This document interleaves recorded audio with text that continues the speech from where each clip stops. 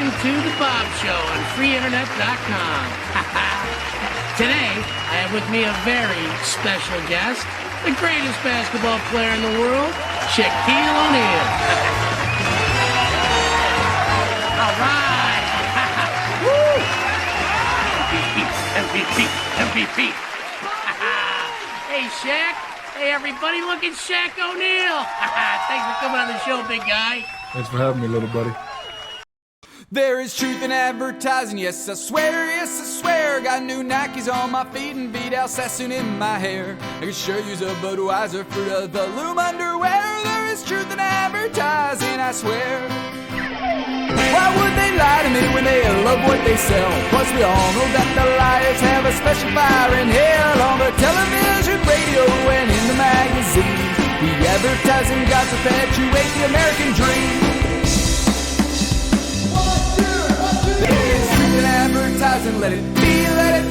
Now I know that I don't need to buy everything they try to sell me, but so easily divided is a fool and his money. There is truth in advertising, let it be. Why would they lie to me when they love what they sell? Plus we all know that the liars got a special fire in hell. On the television, radio, and in the magazines, the advertising gods perpetuate the American dream.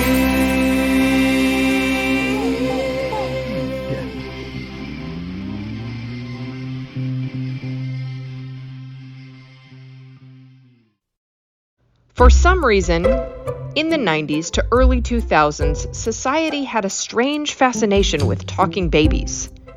From the film Baby Geniuses, to the franchise Look Who's Talking, to the TV series Rugrats, talking babies were suddenly all the rage. Whether or not that at all facilitated into the decision for this ad campaign remains to be seen. But I find it a weird coincidence nonetheless. The thing is, advertising mascots rarely make the jump from advertising to any other form of media, like television. Sure, there's the outliers, like the Geico cavemen, but otherwise it's a pretty unusual happenstance. In fact, it's so rare that if I had a nickel for every time a mascot wound up with a sitcom on a major network, I'd have 2 nickels, which isn't a lot, but it's weird that it's happened twice, right? He wears diapers, he can't walk, but this babe can really talk. You'll be astounded. You seem pretty upset, and I just wanted to make sure you were okay. He's so young he has to nurse, but this kid can sure converse. He's pretty grounded. Do you prefer Dada? Dad seems more natural to me. Sweet. Baby Bob, what a baby. Still not used to it. I'm still amazed by that peekaboo trick. Baby Bob, series premiere, CBS Monday. But we can't talk about Baby Bob without first talking about the company that gave birth to such a bizarre mascot. And that company is freeinternet.com. Freeinternet.com was, as the name implies, a free internet service provider from 1998 to 2000. They provided a free alternative ISP, allowing users to anonymously log on to the internet using their software and dialer.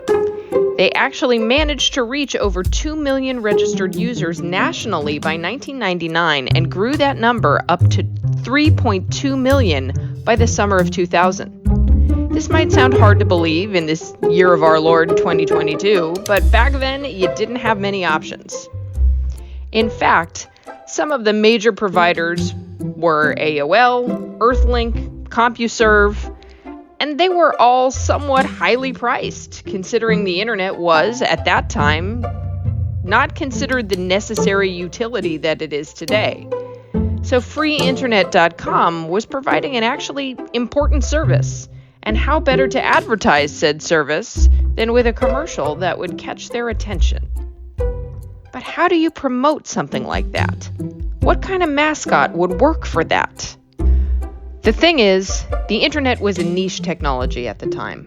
Smartphones were still over a decade away from being ubiquitous, and social media was limited to essentially your third cousin's website that nobody talked about openly in the family, where he reviewed free sex dolls.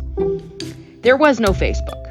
There was no MySpace. There was no YouTube, no Twitter, no Reddit. the internet was mostly travel blogs, catalogs, and independent photographers. So how do you advertise something to the general consumer who at that point in time likely didn't understand it?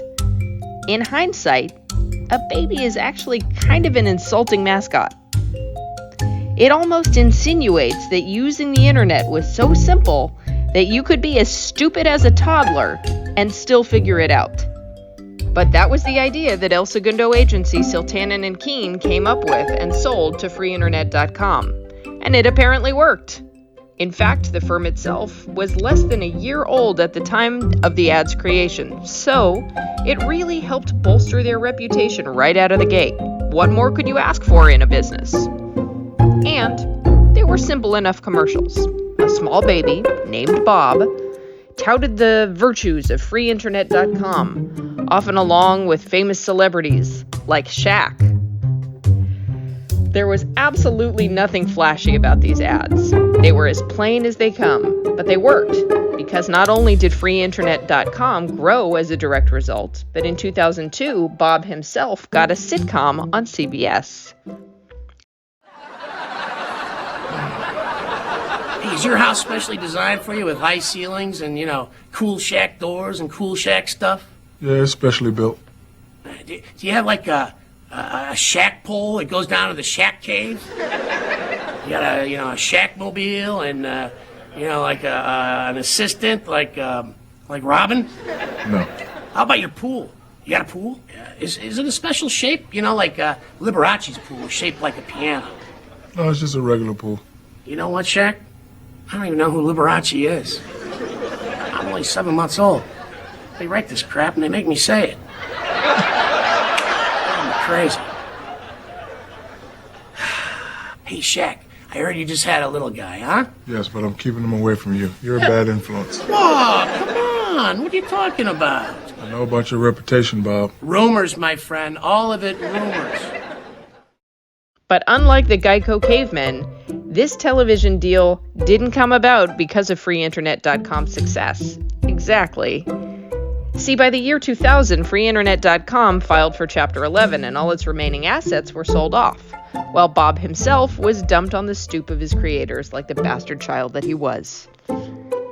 And because of the company's sudden dissolution, they wound up leaving Siltanen & Keene, who would later become creditors themselves, holding the bill. They were owed $1.9 million for their ads for freeinternet.com, money they'd never see. But things wound up all right for them in the end, unlike freeinternet.com.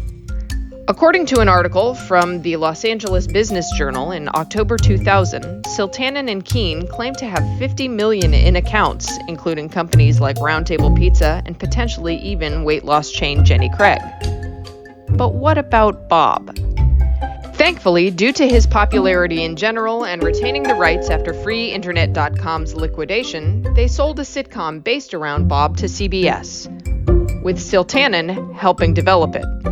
Baby Bob finally premiered in March 2002 as a mid-season replacement on CBS. Let me just say right now that a mid-season replacement is often something that was a back burner project that wasn't considered good enough for the upfronts. So right off the bat, that isn't a good sign. Nevertheless, and even despite being panned by critics, the show premiered to strong ratings. Its first consisted solely of 6 episodes, which isn't unusual. But when CBS pulled programming budgets from a planned 13-episode second season to fund its new series My Big Fat Greek Life, this cut the second season of Baby Bob down to 8 episodes. It then remained unaired for over a year until CBS finally showed the episodes over the summer of 2003. A summer airing, at least back in that time, was also a sign of death for a show. In fact, it only aired 3 out of the completed 8 episodes, which kind of says it all. After the show's death, Bob returned to television, but this time in a series of commercials for sandwich chain Quiznos. In a way, Baby Bob was kind of the perfect mascot because he could simply be used to hawk anything when you think about it. Unfortunately, nobody really seemed to believe this.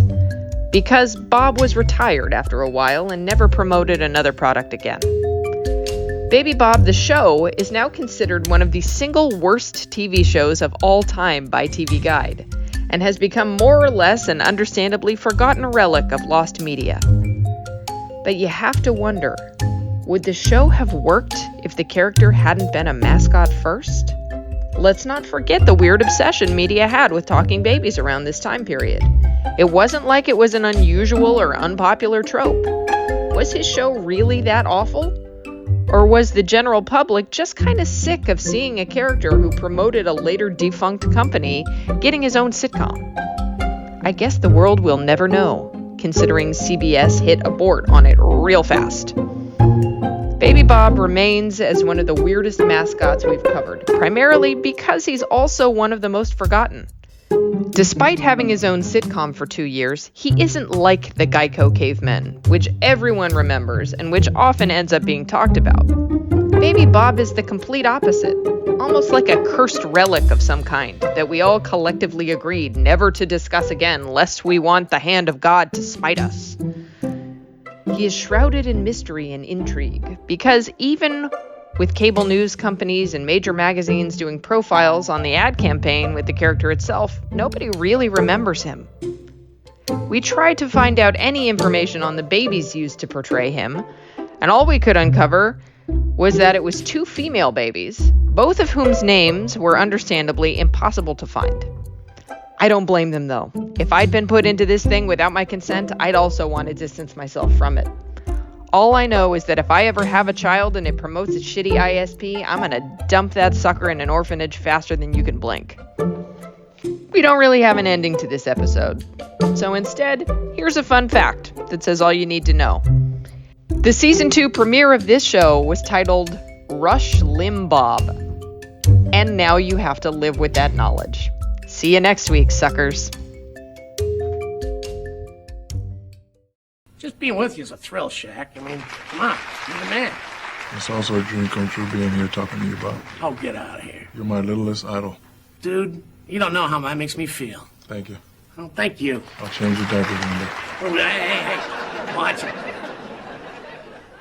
Hey, I wish you the best, my friend, and thanks for stopping by. Anytime. Hey, and make sure you frequently visit our site to see more interviews on The Bob Show. Well, that's it for now. This is Bob for freeinternet.com and Shaq. Have a wonderful day.